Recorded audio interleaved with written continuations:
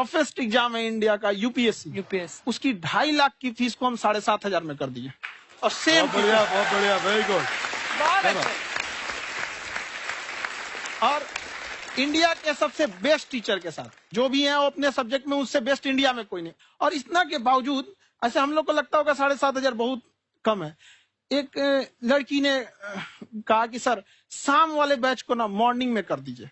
हम कहे बाबू तो इतना सबके इंडिविजुअल से तो बैच ट्रांसफर नहीं, क्या प्रॉब्लम है? उसने कहा ना शाम में हमको दूसरे के यहाँ बर्तन मांजने जाना होता है। तो हम लोग को लगता है कि जितना ये तकलीफ इससे कई गुना ज्यादा है।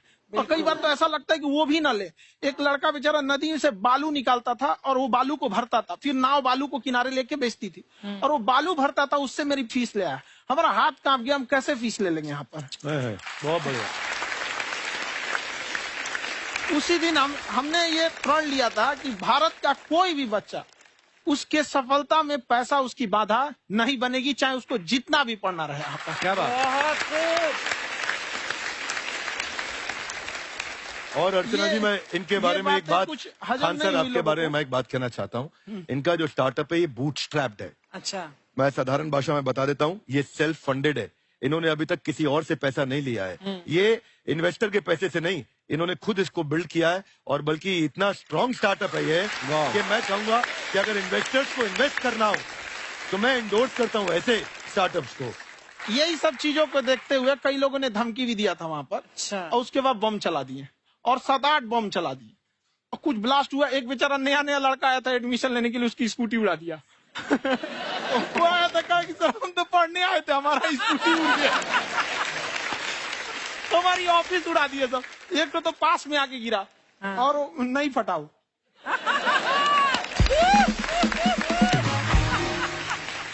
बाद में बहुत सारे लोग धमकियां दिए, लेकिन कहते हैं ना सूरज कितना भी तेज चमक ले समंदर नहीं सुखा सकता। वाह वाह वाह, क्या बात है। मैम एक्चुअली ये फीस कम करने का एक और रीजन है। 2.5 लाख 3 लाख की जो फीस में सब लोग पढ़ाई अफोर्ड नहीं कर पाते। इसलिए वो कुछ ही लोग अफोर्ड कर पाते हैं, तो उनका मेंटल लेवल तो बहुत ऊपर चला जाता है। लेकिन एक पूरे देश का मेंटल लेवल थोड़ा सा स्टेबल नहीं हो पाता।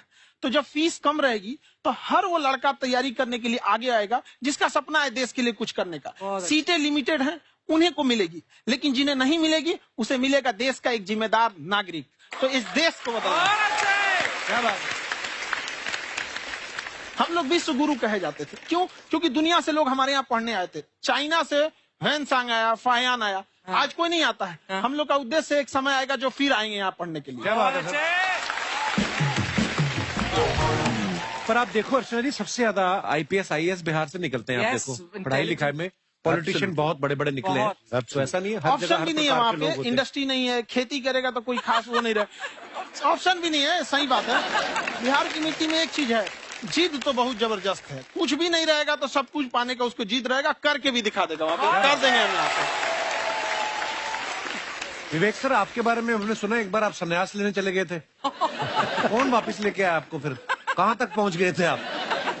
नहीं, मैं एमबीए की पढ़ाई के बाद मैं ये सोचा था कि अपना जीवन भगवान की सेवा में समर्पित कर दूं। अच्छा जी। बहुत साल मैं वृंदावन में रहा था और गुरुकुल में रहा था। अच्छा। और वहाँ सेवा करना, बहुत अच्छी शिक्षा मिली। मैं बोलता हूँ मेरी असली एमबीए वही थी, मोस्ट ब्यूटीफुल एसोसिएशन। वाह। और मैं वहाँ भगवत गीता पढ़ी, जहाँ मुझे गीता से लगाव हुआ। तो मेरे गुरुजी का आदेश था कि आप भगवत गीता को बिजनेस मैनेजमेंट के साथ जोड़ के देश दुनिया में बताओ। मेरे को लगा बड़ा मुश्किल काम है। हमारे बाद में देखा कि डॉक्टर स्टीफन कॉवी, जिनकी किताब है 7 habits of highly effective people, आप सबने पढ़ी होगी। उन्होंने बोला मैंने 7 हैबिट भगवत गीता से लिए। और हमारे देश के लोग ऐसे हैं जो मेरी किताब पढ़ते हैं, जो कि 3.5 मिलियन कॉपीज बिक चुकी हैं, और भारत में भगवत गीता नहीं पढ़ते। तो मुझे लगा कि मैं गीता विद मैनेजमेंट के ऊपर आकर के बातचीत करूं। मुझे लगा बहुत कठिन होगा, पर मेरे गुरुजी का आदेश था कि कठिनाई आपको तभी तक दिखेगी जब कठिनाई को देखोगे। तो एक छोटा उन्होंने मुझे बताया, पूछा कि इस कमरे में लाल रंग कितनी जगह है, देखो आप भी एक बार जरा देख के बताओ। कुछ 7-8 जगह लाल रंग दिख रहा है यहाँ पे आपको? 1 ये 2 वो लाल रंग टी शर्ट पे, 3 4 5 ये लाल हो गया, 6 उधर लाल हो गया, 7 एप्पल लाल, बिल्कुल ठीक 7। पर जब आप लाल रंग ढूंढ रहे थे तो क्या आपको हरा रंग दिख रहा था? Yes no? नहीं। जब आप लाल रंग ढूंढ रहे थे तो क्या आपको काला रंग दिख रहा था? Yes no? नहीं। नो। जिंदगी भी ऐसी है, जो ढूंढोगे वही मिलेगा, बाकी कुछ नहीं मिलेगा। तो उन्होंने कहा कि आप इसी सोल्यूशन पे फोकस करो और गीता के मैसेज को पहुंचाओ। तो मैं बिजनेस मैनेजमेंट के प्रोग्राम्स कॉर्पोरेट्स में करने शुरू किए, क्योंकि गीता पहला मोटिवेशनल सेमिनार जो पृथ्वी के इतिहास में कपिल जी हुआ, वो कृष्ण ने दिया था। पहले मोटिवेशनल स्पीकर इस पृथ्वी के इतिहास के कृष्ण थे, जिन्होंने अर्जुन को रणभूमि में मोटिवेट किया था। बड़ी पेशेंस कृष्ण ने अपने लीडरशिप क्वालिटी से दिखाई, वो मुझसे मुझे बड़ा इंस्पायर किया, वो चर्चा ने इंस्पायर किया, और डिस्कशन ने इंस्पायर किया। तो उस डिस्कशन को मैं आज भी लेके चलता हूं अपने साथ। कहां सर, हमने सुना है आप 5 स्टार में रुके थे कल और नीचे जाके वड़ा पाव खाने गए आप रेहड़ी पे। एक्चुअली क्या है ना कि वहां जो चीजें सीखने को मिलती है ना, खाली पेट और खाली जेब इंसान को जो सिखाते हैं वो किसी यूनिवर्सिटी कॉलेज में नहीं सिखाया जाता। और गरीबी बड़ा बेशरम चीज होती है। तो कहते हैं कि मौत भी तू जल्दी आया कर गरीब के घर में, कफन का पैसा भी खर्च होता है दवाइयां खरीदते खरीदते। हाय हाय हाय, क्या बात है। और खान सर की खासियत ये है कि जिसको तो पढ़ना है, जिसको एजुकेशन चाहिए, वो तो इनका वीडियो देखते हैं। लेकिन वैसे भी कई लोग, जैसे अर्चना जी बात करी थी, कहती मैंने जब देखना शुरू किया तो मैंने बैक टू बैक इतने सारे वीडियोस देखे, क्योंकि आपका जो तरीका जो बोलने में, एक तो इनकी जो टोन है पढ़ाने में, और साथ साथ में जो ह्यूमर आता रहता है, तो उसकी वजह से और भी इंटरेस्टिंग हो जाते हैं आपके वीडियो। शुरुआत में हम लोग जब स्टूडेंट लाइफ में थे, या हम कई स्टूडेंट को भी देखते हैं, वो बेचारे जब थक जाते हैं तो आपका शो देखने लगते हैं। तो शुरू में हमको लगता था जब कि अरे यार हमारी पढ़ाई उसके लिए है, लेकिन पढ़ाई में थक जाता है, शो देख के नहीं थक जाता। हाँ। तो हमने सोचा दोनों को मिक्स कर देते हैं। तो हमने उसको, और आज आपको पता नहीं हमने भी यही किया है। मिक्स करने। हमारे एजुकेशन सिस्टम में 2 कमी है। हाँ। एक एजुकेशन की, दूसरा सिस्टम की। आप पटना से है ना? हाँ। हमें भी पटना पसंद है। हाँ। बस कोई पटाने वाला चाहिए। नहीं, मजाक नहीं कर रहे हैं। आपका जो चैनल है, हम दिन में 10 बार आपके चैनल को सब्सक्राइब करते हैं। अरे हाँ, और बेल आइकन तो हम इतना जोर से दबाते हैं कि बाकी यूट्यूब वाले बाहर निकल के देखते हैं कि ये कौन है जिसने इनका चैनल इतना जोर से दबा दिया बेल आइकन। बुढ़िया, तो शर्म नहीं आती है? आते फ्लर्ट शुरू कर दिया ना तूने। तो जाते हुए करते हैं क्या? विवेक जी नमस्ते। आपसे काम था छोटा सा, कर देंगे आप? ये क्यों करेंगे? नहीं, गुरुजी हमेशा अपने वीडियो में कहते हैं कि विवेक से काम लो, विवेक से काम लो। विवेक मतलब दिमाग से काम लो आप। हाँ, तो विवेक जी अपने दिमाग से ही काम लेंगे। बहुत दिमाग है उनके पास। ये देखिए, जो आदमी, आपको मैं बताइए, जो आदमी बिना फिल्म किए कपिल शर्मा शो में आ गया, कितना दिमाग होगा उसके पास। लेकिन एक बात है जिसकी वजह से हम आप तीनों से नाराज हैं। क्यों? क्या बात? हर चीज में मोटिवेट मोटिवेट मोटिवेट क्या होता है? सच कह रहा है, जब भी ये शब्द सुनते हैं हमें लगता है कोई हमें चिढ़ा रहा है। बदल दीजिए ना, खाली मोटिवेट बोलना ही क्यों जरूरी है? कुछ और कीजिए। रोटी वेट, छोटी वेट, पतली वेट, कुछ भी बोलिए, मोटिवेट हटाइए। तो गुड़िया, तू भी एक्सरसाइज किया करना, देख डॉक्टर साहब ने कितना वजन कम किया है, तू भी कर ले। ठीक है, फिर मोटिवेट से ही चला लेंगे। लेकिन मोटिवेशन कोई बुरा बात नहीं है। हमारे दादाजी भी वैसे बहुत मोटिवेट करते थे। हाँ, एक बार तो तालाब में डूब रहे थे हमारे दादाजी। हाँ। हमारे पास रस्सी भी था, ट्यूब भी था, फिर भी हम अपने दादाजी को बचा नहीं पाए। क्यों? क्योंकि हमने उनकी ओर तिनका फेंका ना, वही कहते थे डूबते को तिनका का सहारा काफी। नहीं लगा सहारा, दादाजी बुड़बुड़ बुड़बुड़ बुड़बुड़। गुड़िया, तू क्या करने आई इधर? अरे हाँ, हम क्या करने आए हैं एक पूछना था सर, खान सर। ये जो हमारा एक चाचा का लड़का है, उसको क्या है, थोड़ा पढ़ाई में प्रॉब्लम हो रहा है। तो 12वीं का पढ़ाई आप उसको अच्छी तरह करवा के 12वीं पास करवा देंगे आप? करवा देंगे, वेरी गुड, बात कर लेते हैं। हाँ राम सरोवर, देखो हमारा बात हो गया है। ये 10वीं जो तुमसे नहीं दिया जा रहा है वो नहीं देना है।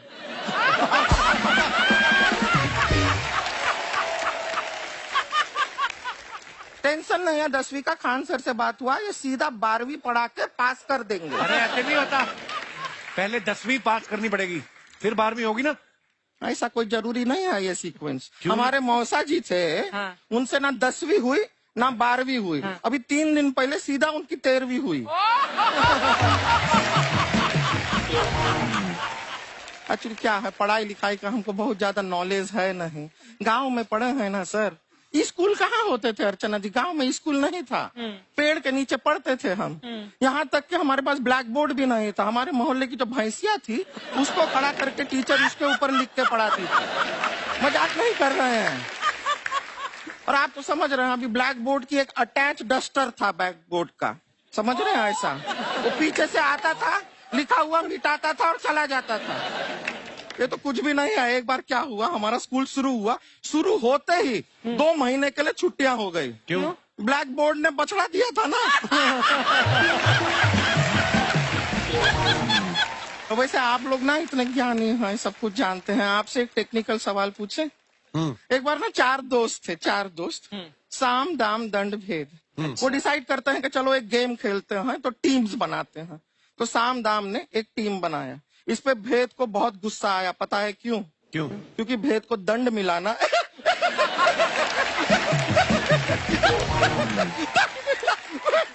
ये सिर्फ हंसती नहीं है सर, थोड़ा सा पेट्रोल पिला दो स्टार्ट भी हो जाती है। इतना है कि और भी बता दीजिए, जब हम बीमार होते हैं हम डॉक्टर के पास नहीं मैकेनिक के पास जाते हैं, और डिटेल दे दीजिए। ऐसा कुछ नहीं है सर, ये बोलते हैं खाली। लेकिन अभी एक रिक्वेस्ट था सर, हमारा एक भाई है, पुरुषोत्तम नाम है उसका, वो गांव से आया हुआ है। आप लोग थोड़ा उससे सब बातचीत करेंगे, थोड़ा उसको प्रोत्साहन देंगे। और शर्मा जी, आपसे भी एक रिक्वेस्ट था, आपसे हमने कभी कुछ मांगा नहीं है। पुरुषोत्तम आएगा ना, एक बार बस उससे कह दीजिएगा, पुरुषोत्तम तुम कितने हैंडसम हो। मैंने देखा ही नहीं अभी तक। हाँ तो देख के बस बोल दीजिएगा तुम ठीक है। कितने हैंडसम हो, ऐसा बोल दीजिएगा प्लीज। ठीक है। हम बुला लेते हैं पुरुषोत्तम।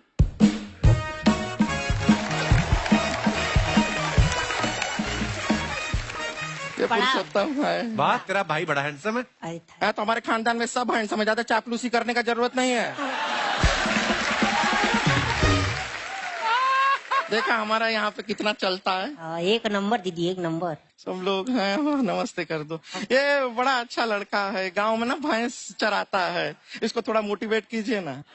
नहीं तो मतलब भैंस चराता है तो मोटिवेट करके क्या होगा, शेर चराएगा बाद में। अरे शेर चराएगा तो शेर इसको चर नहीं जाएगा।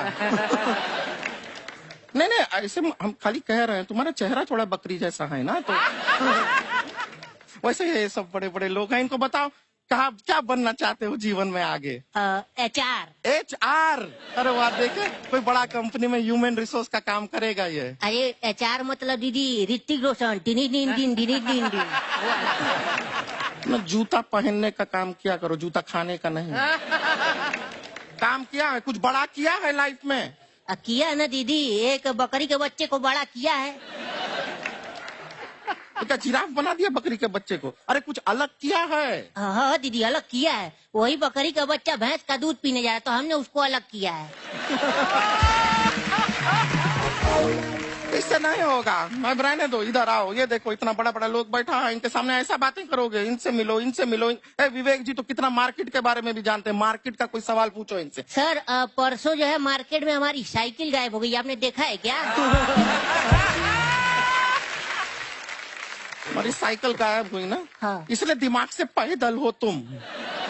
पैदल समझते हो? हाँ। चल लोगे? 20 कदम चलोगे?